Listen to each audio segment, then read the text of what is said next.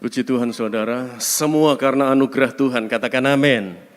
Amin saudara, seperti pujian tadi katakan, semua karena anugerah-Mu, hari ini aku ada. Jadi kita ada semua karena anugerah Tuhan, katakan amin. Coba lihat kanan kirinya, kasih anggukan, ya, seolah kita berkata anugerah Tuhan atas hidup kita, amin. Saudara, tema hari ini mengenai membasuh jubah. Saya ingin menyambung dari khotbah saya 2 minggu yang lalu, karena itu saya ingin membaca kembali di ayat pokok kita waktu itu di Wahyu 11 ayat yang pertama. Ya. Kemudian diberikanlah kepadaku sebatang bulu seperti tongkat pengukur rupanya dengan kata-kata yang berikut, bangunlah dan ukurlah bait suci Allah dan mezbah dan mereka yang beribadah di dalamnya. Ada 2 gambar di situ, saudara, saya ulangi lagi secara singkat. Apa yang saya lingkari merah itu, itulah bait Allah. Kalau sebelum ada di kemah Allah atau sebelum masuk ke kemah Allah, maka ada halaman. Di halaman ada mezbah korban bakaran dan kolam basuhan, itu ada di halaman. Dan dikatakan ukurlah bait Allah. Dan apa yang ada di dalamnya, mezbahnya. Jadi kita tahu bahwa mezbah itu adalah hidup kita. Dan kekristenan harus melangkah ke dalam. Kita tidak boleh menjadi Kristen halaman. Kita harus masuk ke dalam kemah suci. Ya. Di mana kita punya pengalaman bersama dengan roti sajian yang adalah firman Allah. Kemudian pelita emas yang berbicara tentang cahaya kemuliaan dari karya Roh Kudus. Dan mezbah dupa, penyembahan yang harus hidup, dan di ruang Maha Kudus ada tabut Allah, di mana di situ Allah hadir dengan sekinah glorinya, lawatannya, cahaya kemuliaannya dinyatakan, dan itu harus ada dalam hidup kita, dan kita harus berada masuk sampai ke ruang Maha Kudus. Itulah gereja yang disempurnakan. Mengalami persekutuan yang dekat dengan Tuhan, cahaya kemuliaan Allah bersinar dalam hidup anak Tuhan. Jadi bukankah di dalam Wahyu juga sudah dikatakan bahwa menjelang akhir zaman Allah menguduskan. Nahum katakan para undangannya, kalau Wahyu katakan Allah menguduskan gerejanya. Ya, menjadi gereja yang sempurna. Maka dikatakan biarlah yang kudus semakin kudus, yang cemar semakin cemar. Jadi artinya akan ada keadaan yang membuat anak Tuhan justru dipacu semakin kudus. Ada yang tidak mau merespon pekerjaan dan karya Roh Kudus sehingga membuat dia melakukan kecemaran demi kecemaran. Ya, walaupun hari Minggu ada di dalam tempat ibadah. Inilah yang harus kita waspadai. Makanya dikatakan ukurlah. Tempo hari kita sudah bahas mengenai ukurlah itu. Saudara bisa lihat di renungan 2 minggu yang lalu. Ya, khotbah 2 minggu yang lalu. Diukur bukan untuk dijatuhkan. Diukur supaya tahu kadar iman kita. Seberapa berat, seberapa ringan. Dengan kita tahu. Karena Allah punya tolak ukur. Tentunya tolak ukurnya adalah firman Allah. Dan yang kedua melalui peristiwa, tragedi, keadaan, masalah, pergumulan kita hadapi. Disitulah kita tahu seberapa kuatnya kita. Seberapa hidup kita memiliki pengakuan Yesus Tuhan. Sekali Yesus tetap Yesus. Walaupun susah. Walaupun mengalami kekurangan, sakit penyakit. Ataupun walaupun diberkati. Walaupun semuanya baik-baik saja, tetap berkata Yesus Tuhan. Punya persekutuan dengan Tuhan harus seperti itu. Jadi tujuan Allah mengukur adalah supaya kita koreksi diri. Dan meningkatkan kualitas hidup kita. Ya, makanya diukur untuk supaya apa? Ditingkatkan. Jadi jangan heran kalau hari-hari ini saudara didorong oleh Roh Kudus nyembah Tuhan, berdoa. Saya percaya hari-hari ini jam-jam doa saudara lebih dari yang lalu-lalu. Itu karena memang Roh Kudus, Allah sendiri sedang menuntun saudara untuk masuk lebih dalam lagi. Ya, ke dalam bait sucinya. Ya. Nah, di dalam Wahyu 11 ayat yang kedua, kita lanjutkan. Tetapi kecualikan pelataran bait suci yang di sebelah luar, jangan engkau mengukurnya, karena ia telah diberikan kepada bangsa-bangsa lain, dan mereka akan menginjak-injak kota suci 42 bulan lamanya. Ini berbicara tentang Kristen halaman yang hanya sampai di mezbah korban bakaran, pertobatan. Menerima Yesus sebagai Tuhan Juru Selamat sih, iya. Ya. Kemudian maju ke depan, ketemu di halaman ada kolam basuhan, masuk di baptisan air, dibaptis sih. Tetapi cukup sampai di situ, dia tidak mau masuk ke dalam kemah. Itu Kristen pelataran, halaman, dikatakan tidak usah ukur dah. Ya, kenapa? Karena nanti akan diserahkan dan masuk dalam kesusahan yang besar, masa antikris. Nah sekarang pertanyaannya seperti ini. Mereka akan masuk masa antikris. Lalu bagaimana dengan di Wahyu 11 ayat yang pertama tadi?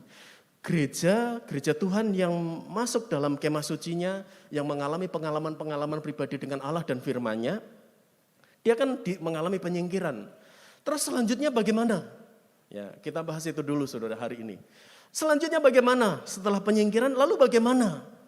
Nah, ketika Rasul Yohanes diangkat oleh Tuhan, diizinkan oleh Tuhan, ketika dia dibuang di Patmos, direbus saudara, Rasul Yohanes ini direbus, tidak mati. Kemudian akhirnya dibuang ke Pulau Patmos yang tandus kering, tidak ada kehidupan di sana. Tapi disitulah justru Rasul Yohanes mengalami pengalaman rohani dengan Tuhan. Ya, justru disitulah Rasul Yohanes mendapatkan penglihatan, diizinkan Allah mengalami pengalaman melihat sorga. Ya, dicatat di dalam Wahyu pasal 7. Ada hal yang membuat kita tahu akhirnya saudara. Satu kali dalam penglihatannya, satu kali dalam pengalamannya, apa yang dia lihat di surga, dituliskan seperti ini. Kemudian daripada itu aku melihat, sesungguhnya suatu kumpulan besar orang, banyak yang tidak dapat terhitung banyaknya. Dari segala bangsa, dan suku, dan kaum, dan bahasa, berdiri di hadapan tahta dan di hadapan Anak Domba, memakai jubah putih dan memegang daun-daun palem di tangan mereka. Ini yang Rasul Yohanes lihat, saudara. Ada kumpulan besar orang banyak yang tidak terhitung jumlahnya dari segala bangsa, suku, kaum, dan bahasa. Dan berdiri di hadapan tahta dan di hadapan Anak Domba memakai jubah putih, memegang daun palem. Ya. Nah, kemudian di ayat berikutnya dijelaskan ayat 11. Dan semua malaikat berdiri mengelilingi tahta dan tua-tua dan keempat makhluk itu. Mereka tersungkur di hadapan tahta itu dan menyembah Allah. Jadi jangan heran saudara, kalau hari-hari ini memang saudara dibawa oleh Tuhan semakin tersungkur. Entah mungkin tersungkurnya penyebab awalnya karena saudara punya pergumulan. Tetapi itu cara Allah, karena setelah pergumulan Tuhan mau saudara tetap tersungkur menyembah kepada Tuhan. Ya. Ayat 12, sambil berkata amin puji-pujian dan kemuliaan dan hikmat dan syukur dan hormat dan kekuasaan dan kekuatan bagi Allah kita sampai selama-lamanya. Amin. Ayat 13, dan seorang dari antara tua-tua itu berkata kepadaku. Nah, mulai di antara tua-tua itu bertanya kepada Rasul Yohanes. Siapa mereka yang pakai jubah putih itu? Dan dari manakah mereka datang? Ya. Next. Ayat 14, di situ katakan, maka kataku kepadanya, Tuanku, Tuhan mengetahuinya. Lalu ia berkata kepadaku, mereka ini adalah orang-orang yang keluar dari kesusahan yang besar. Mereka ini yang Kristen bukan Kristen halaman. Karena apa? Karena mereka tidak mengalami kesusahan besar. Mereka tidak diserahkan kepada bangsa-bangsa. Mereka inilah yang dilihat oleh Rasul Yohanes, kumpulan besar dari segala bangsa yang mengenakan jubah putih. Ya, ini jawabannya saudara. Orang-orang yang keluar dari kesusahan yang besar. Dan mereka, perhatikan, telah mencuci jubah mereka dan membuatnya putih di dalam darah Anak Domba. Saudara mencuci baju di kubangan darah, baju itu jadi merah gitu ya. Tetapi ini satu gambaran tentang penebusan Tuhan. Ya, darah Anak Domba, darah Kristus itu menjadi alat pencuci, tanda kutip, untuk saudara pahami bahwa mereka Kristen yang masuk lebih dalam lagi, tidak menjadi Kristen halaman, yang tadi diukur dan terus bertumbuh, mau dikoreksi oleh firman, mau dikatakan kami masih ringan loh imanmu, kamu masih ringan loh kualitas rohanimu. Oke Tuhan, saya berubah, saya mau meningkat Tuhan. Diukur, oke Tuhan ukur saya. Makanya Daud sendiri pemazmur pernah berkata, Tuhan ujilah aku, cobalah aku, selidiki batinku dan hatiku. Apakah aku mengasihi Engkau Tuhan? Kasihmu masih ringan loh. Oke Tuhan, bagaimana caranya supaya aku lebih dalam lagi mengasihi Engkau? Ya, orang-orang seperti inilah yang menghargai karya penebusan Tuhan. Makanya pakaiannya tambah putih. Karena dia selalu melekatkan korban Kristus di dalam hidupnya. Mau menghormati karya penebusan Tuhan. Tidak menyepelekan ibadah, tidak menyepelekan mereka-mereka yang dipakai oleh Tuhan menjadi alat kemuliaannya. Tidak merasa hebat, justru malah rendah hati, memiliki kerendahan hati di hadapan Tuhan. Kenapa? Melekatkan korban Kristus di dalam hidupnya. Yesus meninggalkan keteladanan lewat kerendahan hatinya, sehingga dia menyerahkan nyawanya. Saudara, saya kasih lihat ada dua gambar di sini, Imamat 8 ayat 23 dan Imamat 8 ayat 30. Ini pentabisan Imam Harun. Ya. Musa sebelum mentabiskan, maka ada banyak korban dan salah satunya adalah menyembelih domba jantan dan kemudian darahnya diambil dan dioleskan ke telinga Harun, telinga sebelah kanan, kemudian jempol atau ibu jari tangan kanan sebelah kanan, dan ibu jari kaki kanan. Diolesi oleh darah domba jantan tadi. Ya. Kemudian yang selanjutnya, sebelum melayani, sebelum masuk ya, dalam pelayanan di kemah suci, maka Musa juga mengambil darah itu dan memercikkan ke pakaian Harun dan anak-anaknya. Kita tahu di zaman Musa, Harun ini imam besar. Yang setahun sekali dia masuk ke Rumah Maha Kudus. Jadi sebenarnya gambaran inilah yang menunjukkan dalam kehidupan kita. Bahwa orang yang tidak menjadi Kristen halaman, orang itu pasti ada tanda darah di hidupnya. Ada tanda karya penebusan Kristus di dalam hidupnya. Ada tanda darah penebusan di dalam hidupnya. Karena kalau tidak ada tanda darah penebusan di dalam dirinya, dia tidak bisa masuk. Imam tidak bisa masuk kalau tidak ada tanda darah penebusan itu. Ya, harus ada tanda darah itu. Ya. Ibrani 9 ayat 13 sampai 14. Jika darah domba jantan dan darah lembu jantan dan percikan abu lembu muda menguduskan mereka yang najis. Ini berbicara tentang zaman perjanjian lama di Harun tadi ya, dan umat Allah atau khususnya Imam Lewi, sehingga mereka disucikan secara lahiriah baru bisa masuk ya, melayani di kemah suci. Betapa lebihnya darah Kristus yang oleh roh yang kekal telah mempersembahkan dirinya sendiri kepada Allah sebagai persembahan yang tak bercacat, akan menyucikan hati nurani kita dari perbuatan-perbuatan yang sia-sia. Jangan heran kalau hari-hari ini firman Allah keras kepada kita. Jangan heran kalau teguran Tuhan mungkin lewat masalah yang datang kepada kita, masalah yang lalu dibandingkan dengan masalah sekarang seolah lebih berat sekarang. Karena apa? Karena Tuhan ingin menyucikan hati nurani kita. Allah ingin menyucikan hati kita. Allah ingin membuat hidup kita memiliki pakaian putih yang sudah dipercikkan darah penebusan. Ya, sehingga hidup kita tidak lagi menjadi sia-sia di hadapan Tuhan. Hidup kita menjadi berharga di mata Tuhan. Kalau toh hari-hari ini saudara sedang merasakan, kok saya tidak merasa lagi seperti dulu ya. Ya, mulai saudara segera bangkit. Kok saya tidak semangat lagi berdoa, tidak semangat lagi beribadah. Kok saya lihat dia kok tambah semangat, dia kok tambah berapi-api. Irilah dengan itu saudara, iri rohani itu saudara namanya. Jadi saya pengen seperti dia, saya harus lebih sungguh-sungguh seperti dia. Saya harus mengalami urapan seperti dia. Ya, karena kalau kita tidak seperti itu, berarti kita sedang keluar berada di halaman, saudara. Ya. Ini bahaya. Ya. Wahyu 7 ayat 15, saya lanjutkan penglihatan apa yang Rasul Yohanes lihat di surga ini.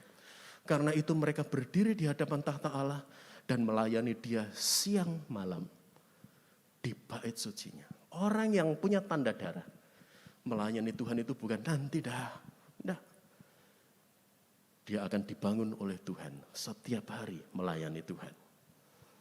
Loh kan ibadah gereja itu cuma Rebo, cuma hari Jumat, wanita, G-Fire, hari Sabtu, hari Minggu.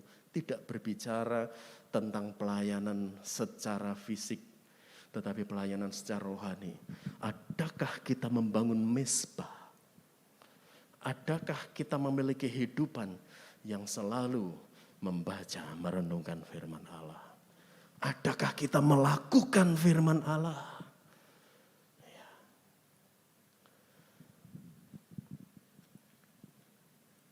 Melayani Tuhan berbeda dengan melayani pekerjaan Tuhan. Melayani pekerjaan Tuhan seperti yang saya lakukan. Seperti yang memimpin pujian, seperti pelayan-pelayan ya, yang melayani. Itu melayani pekerjaan Tuhan. Tetapi mungkin melayani pekerjaan Tuhan dibatasi oleh keadaan. Tetapi melayani Tuhan semua orang tanpa terkecuali. Yaitu pelayanan pribadi kita dengan Tuhan. Menyenangkan hati Tuhan. Mempersembahkan hidup kita kepada Tuhan. Melihat orang-orang yang butuh nasihat, butuh didoakan. Doakan. Ya. Karena semuanya untuk kemuliaan nama Tuhan. Dan Ia yang duduk di atas tahta itu akan membentangkan kemahnya di atas mereka. Artinya Allah menaungi. Ya. Kemudian ayat yang ke-16, mereka tidak akan menderita lapar dan dahaga lagi. Perjuangan hidup selesai. Hanya ada sukacita di sorga. Sekarang kita berdarah-darah lah mungkin seperti itu. Berjuang untuk hal-hal jasmani, saudara mempertahankan iman pun juga berjuang dengan perjuangan batin saudara. Ya, tersayat hati saudara. Ya, apalagi mungkin kita tidak berbuat apa-apa, orang tidak suka, biarin aja mungkin seperti itu. Tapi rasanya kecewa mungkin seperti itu. Ya, tapi nanti tidak akan ada lagi. Dan matahari atau panas terik tidak akan menimpa mereka. Sekarang kita mengalami panas terik. Karena dunia ini ibarat padang gurun. Saudara akan bersusah-susah dulu. Pengalaman padang gurun justru membuat kita mulai memiliki jangkauan hidup. Saya butuh Tuhan. Bangsa Israel itu sebenarnya dibuat Tuhan sadar. Mereka di padang gurun tidak bisa buat apa-apa. Tapi pada waktu mengalami kesusahan menggerutu, mengeluh. Padahal sebenarnya cara Tuhan membuat mereka tetap mengelilingi selama 40 tahun di padang gurun untuk mendidik mereka supaya apa? Mereka sadar mereka butuh Tuhan. Mereka hanya butuh Tuhan ketika mengalami susah. Tetapi ketika semua keadaan baik-baik saja lupa. Bahkan dalam keadaan susah menggerutu menyalahkan Tuhan. Ya. Saudara, padang gurun ada dalam hidup kita, melatih kita. Jadi bersyukurlah. Saya mau katakan kepada saudara, kalau saudara hari ini menghadapi masalah, bersyukurlah. Itu artinya Tuhan izinkan itu terjadi karena saudara pasti akan mengalami pembelaan dari Tuhan. Tuhan sedang meningkatkan kualitas hidup kita, membuat jubah kita supaya semakin putih, ada tanda darah di sana. Sebab anak domba yang di tengah-tengah tahta itu akan menggembalakan mereka dan menuntun mereka ke mata air kehidupan. Ya. Pengalaman dituntun ke mata air kehidupan pertama kali dibicarakan oleh Mazmur 23. Ia membawa aku ke air yang tenang. Ya, gembala membawa domba ke air yang tenang. Itulah air kehidupan. Saya percaya saudara mengalami pengalaman dibawa ke air kehidupan. Ya. Di mana ketika saudara sedang menderita, bergumul, saudara sedih. Tahu-tahu saudara merasakan kekuatan dari Roh Kudus. Tuhan mungkin pakai hamba Tuhan, teman, atau sebuah tulisan yang dikirimkan kepada saudara. Dan Allah berbicara, saudara merasakan kesejukan, kekuatan. Itu air kehidupan yang sedang mengalir, saudara. Dan nanti kita akan melihat wujud nyatanya. Menuntun mereka ke mata air kehidupan dan Allah akan menghapus segala air mata dari mata mereka. Wahyu 22 ayat 14. Berbahagialah mereka yang membasuh jubahnya. Mereka akan memperoleh hak atas pohon-pohon kehidupan. Perhatikan ini, saudara. Membasuh jubahnya tadi dengan apa? Darah anak domba. Membasuh jubahnya dengan pengorbanan Kristus. Ada identitas Kristus. Orang ini dikatakan memperoleh hak atas pohon kehidupan. Kalau kita mundur di zaman penciptaan awal, Allah meletakkan di Taman Eden pohon buah-buahan yang bisa dimakan dengan segala jenis macam buah-buahan. Kemudian yang di tengah ada pohon pengetahuan baik dan jahat yang dikatakan jangan dimakan ya, nanti kalian mati. Dan ada pohon kehidupan.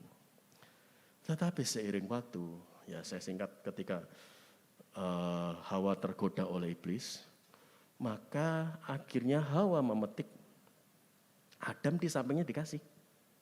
Ya. Kalau saudara dibaca di Kejadian pasal 3 itu, saudara ketemu setelah dia makan, dia berikan kepada suaminya yang ada bersama dengan dia. Ya. Nah, saudara, waktu itu maka akhirnya mereka diusir keluar. Ayat ini katakan, Kejadian 3:22, berfirmanlah Tuhan Allah, sesungguhnya manusia itu telah menjadi seperti salah satu dari kita, tahu tentang yang baik dan yang jahat. Maka sekarang jangan sampai ia mengulurkan tangannya dan mengambil pula dari buah pohon kehidupan itu dan memakannya sehingga ia hidup selama-lamanya. Ayat 24, ia menghalau manusia itu dan di sebelah timur Taman Eden ditempatkannya beberapa kerub malaikat berjaga dengan pedang menyala-nyala, dan menyambar-nyambar untuk menjaga jalan ke pohon kehidupan. Kenapa? Perhatikan, supaya jangan sampai Adam dan Hawa yang saat itu sudah jatuh dalam dosa, mereka makan buah dari pohon kehidupan sehingga dosanya kekal. Tidak akan ada karya penebusan itu. Makanya kita usir keluar saja. Ya Allah Bapa, Allah Anak, Allah Roh Kudus, diusir keluar. Perhatikan, tadi ya, di dalam Wahyu 22 ayat 14, mereka yang membasuh jubahnya dengan darah anak domba memperoleh hak atas pohon kehidupan. Tetapi Adam dan Hawa setelah jatuh dalam dosa tidak memperoleh hak, tidak punya hak untuk makan buah pengetahuan baik dan jahat. Saudara dapat apa pesan ini? Artinya dosa membuat kita tidak punya hak makan pohon pengetahuan baik, makan buah kehidupan. Ya. Jadi kenapa? Loh, memang kan manusia juga tidak bisa sempurna tanpa dosa. Iya saudara, tapi bukankah seringkali ketika kita mau melakukan sesuatu yang berdosa, karena kita punya tanda darah, Roh Kudus akan selalu berbicara, dosa, jangan. Karena Tuhan ingin hidup kita tetap ada tanda darah di sana. Setiap kali ataupun kita sudah berbuat salah, seperti Daud pernah jatuh dalam dosa, Tuhan pakai nabinya. Tuhan mungkin berbicara menegur melalui firman-Nya, kamu sudah berdosa. Dan ketika orang itu meresponi, ketika Daud meresponi, oke, saya minta ampun Tuhan. Ya, buah dosa tetap dia tanggung, tetapi pengampunan sudah turun. Tanda darah tetap dilekatkan, saudara. Ya, dan berhak. Jadi artinya, marilah kita di hari-hari ini justru memang semakin besar godaan untuk jatuh dalam dosa. Semakin besar tantangan untuk membuat hidup kita tidak kudus. Tidak benar, tidak seperti firman Allah, tidak seperti yang Tuhan mau. Tetapi kita juga dimampukan oleh Roh Kudus, oleh Tuhan untuk apa? Berjuang. Semuanya berangkat dari diri kita. Adam dan Hawa diberi kehendak bebas, kita pun diberi kehendak bebas. Mau pilih hidup benar atau tetap hidup dalam dosa. Mau memiliki tanda darah atau tidak mau memiliki tanda darah, semua ada di tangan kita keputusan itu. Walaupun Allah sudah menyatakan kasih-Nya melawat hidup kita pribadi lepas pribadi. Walaupun ketika kita jatuh dalam dosa, dia tetap datang. Ayo bertobat, itu karena kasih-Nya. Tetapi kalau kita tidak mau meresponi Tuhan, tanda darah itu hilang. Kita tidak punya hak atas pohon kehidupan. Artinya berarti kita tidak bisa masuk surga. Berarti status kita apa? Kristen halaman. Tidak ada perubahan hidup, tanda darah tidak ada di sana lagi. Ya. Tapi mari saudara, responi pekerjaan Tuhan di hari-hari ini. Responi karya Tuhan di hari-hari ini. Matius 24, ayat yang ke-40. Pada waktu itu kalau ada 2 orang di ladang, yang seorang akan dibawa, yang lain akan ditinggalkan. Ini terjadi saudara. Kalau ada 2 orang perempuan sedang memutar batu kilangan, yang seorang akan dibawa dan yang lain akan ditinggalkan. Karena itu berjaga-jagalah. Sebab kamu tidak tahu pada hari mana Tuhanmu datang. Tanda-tandanya masih yang heboh-heboh masih jauh kayaknya. Tidak bisa saudara. Ya. Sebab itu hendaklah kamu juga siap sedia. Karena anak manusia datang pada saat yang tidak kamu duga. Artinya seperti 5 anak darah bodoh, 5 anak darah bijaksana. Mempelai laki-laki datang pada waktu apa? Mereka tidur. Waktu semuanya berkata aman, damai. Tahu-tahu Tuhan datang. Oh enggak apa-apa. Tahu-tahu Tuhan datang. Masih lama, tahu-tahu Tuhan datang. Ya. Saya tutup di Yesaya 1 ayat 18. Saya undang Singer maju ke depan. Marilah, baiklah kita berperkara. Firman Tuhan. Sekalipun dosamu merah seperti kirmisi. Merah seperti kirmisi, kebangetan dosa itu. Apapun yang saudara lakukan, mungkin orang bilang sampai mengelus dada. Tetapi firman Allah sudah menjanjikan akan menjadi putih seperti salju. Sekalipun berwarna merah seperti kain kesumba, akan menjadi putih seperti bulu domba. Kalau apa? Kalau kita izinkan pengorbanan Kristus, tanda darah dilekatkan dalam hidup kita. Kalau kita mau minta ampun kepada Tuhan. Kalau kita berkata ini saya Tuhan. Ampuni saya Tuhan, saya sudah mulai santai dalam mengiring Tuhan. Ampuni saya Tuhan. Saya mau duduk diam di bawah salib Tuhan. Dan mengizinkan darah-Mu Tuhan tertumpah, tercurah. Menyucikan hidup saya. Ya. Sehingga hari-hari dalam hidup kita melihat Tuhan beracara begitu luar biasa. Tuhan bekerja begitu luar biasa. Apa yang tidak kita pikir, Dia berikan dalam hidup kita. Amin.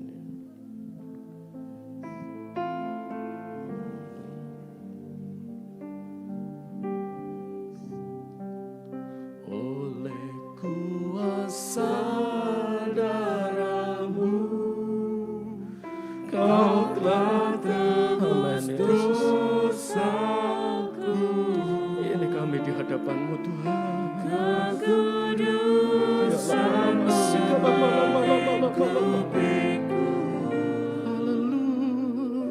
Kasih-Mu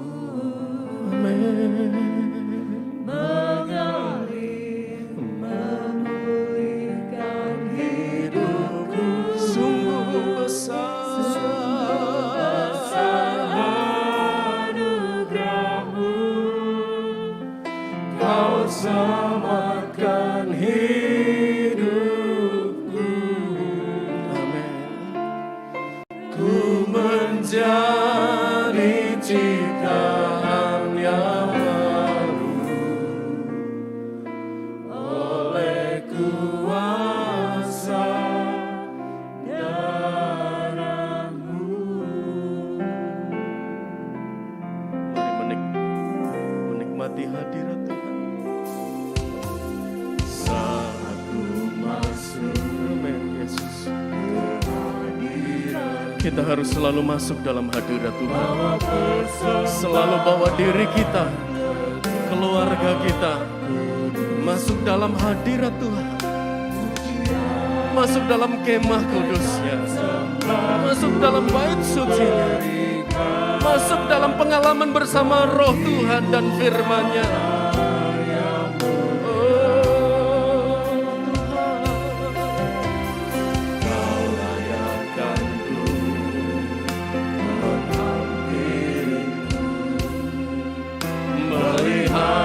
maka kemuliaan-Mu. Amin.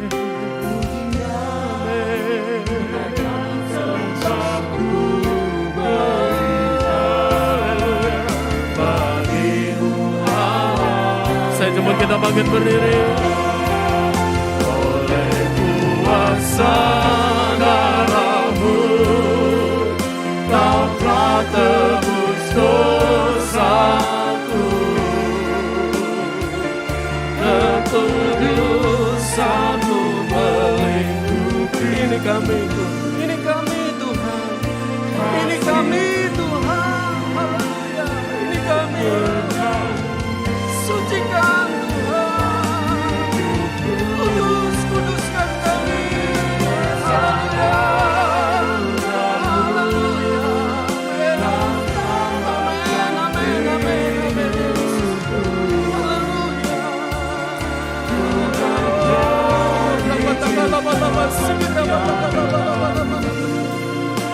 Oleh kuasa darah-Mu,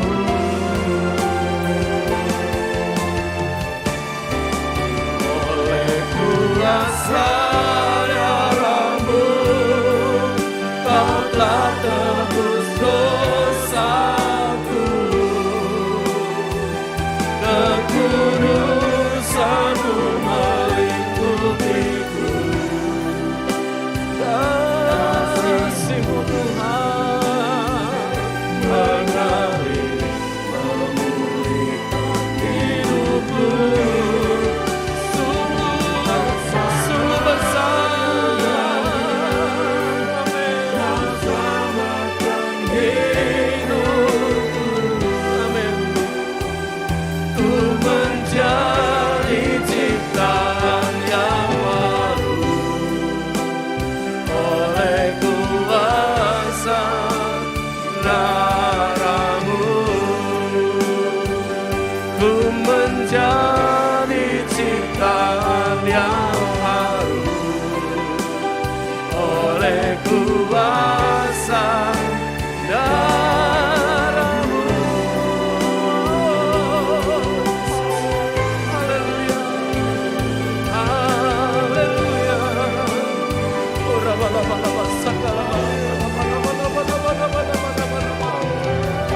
Amin, amin, Tuhan, amin. Haleluya, haleluya,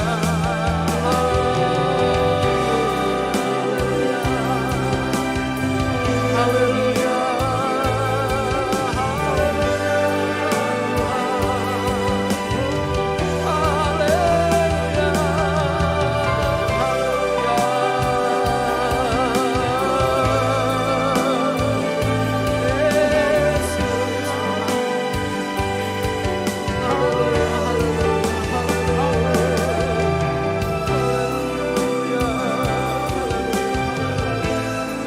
syukur bagi nama-Mu Tuhan, syukur bagi nama-Mu Yesus. Haleluya.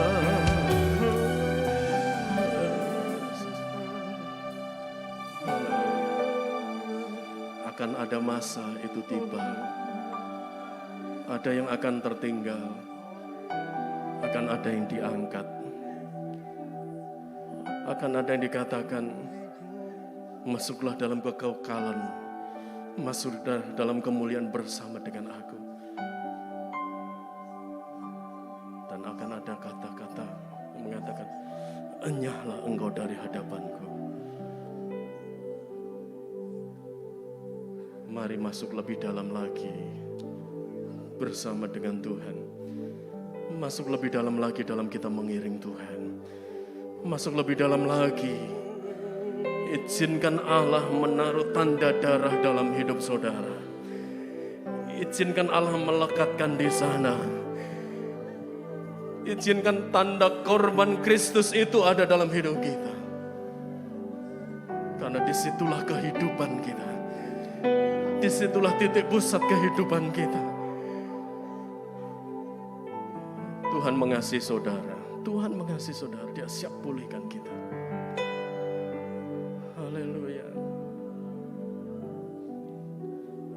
kasih Tuhan.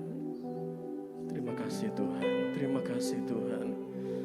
Terima kasih Yesus. Terima kasih Tuhan.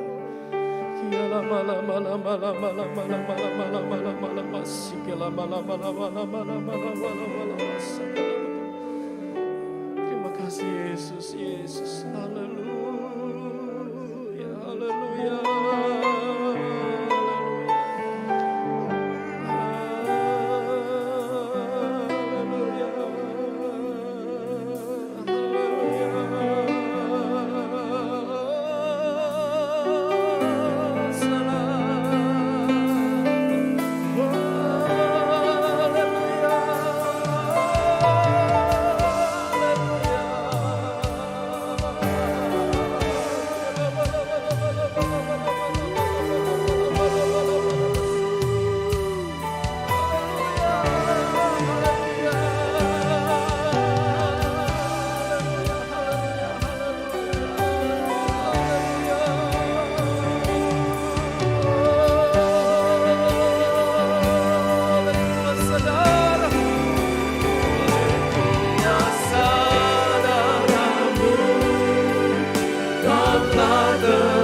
Dosaku, kekudusanmu melingkupiku, kasihmu mengalir memulihkan hidupku. Sungguh besar anugerahmu, kau selamatkan hidupku. Ku menjadi ciptaan yang baru oleh kuasa darah-Mu. Ku menjadi ciptaan yang baru oleh kuasa darah-Mu. Kami bersyukur Tuhan, kalau hari-hari dalam hidup kami, Allah izinkan datang sakit penyakit, Allah izinkan datang kesusahan, Allah izinkan datang penderitaan, Allah izinkan datang masa sukar. Melalui firman-Mu kami tahu itu cara-Mu Tuhan, untuk kami dapat tahu betapa kami membutuhkan Engkau dan harus selalu bergantung kepadamu. Ada cara-Mu Tuhan untuk Engkau membawa kami semakin mendekat kepadamu Tuhan. Dan biarlah Tuhan, kami mau tetap jaga karya pengorbanan-Mu. Darah yang mahal yang sudah mengampuni dan menghapuskan dosa kami. Kami mau tetap pelihara tanda darah itu dalam hidup kami Tuhan. Kami percaya pagi hari ini mujizat terjadi. Segala masalah, persoalan, sakit, penyakit disembuhkan oleh Tuhan. Bahkan bagi saudara kami yang saat ini mungkin sedang terganggu kesehatannya dan terbaring di rumah ataupun di rumah sakit, Allah melawat mereka di dalam nama Tuhan Yesus Kristus.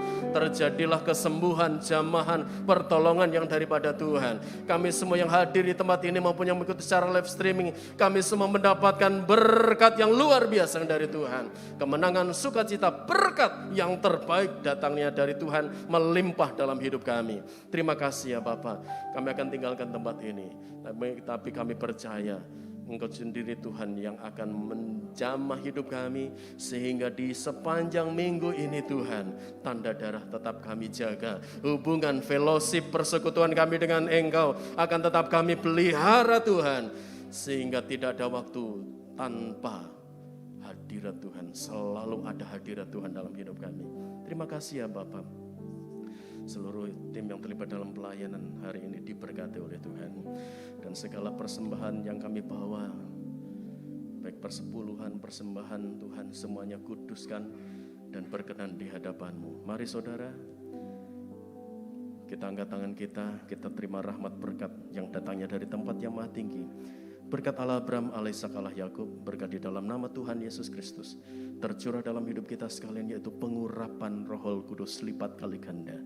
Roh hikmat dan wahyu untuk mengenal Allah dengan benar. Kepenuhan kealahan pikiran Kristus dilimpahkan dalam hidup kita sekalian.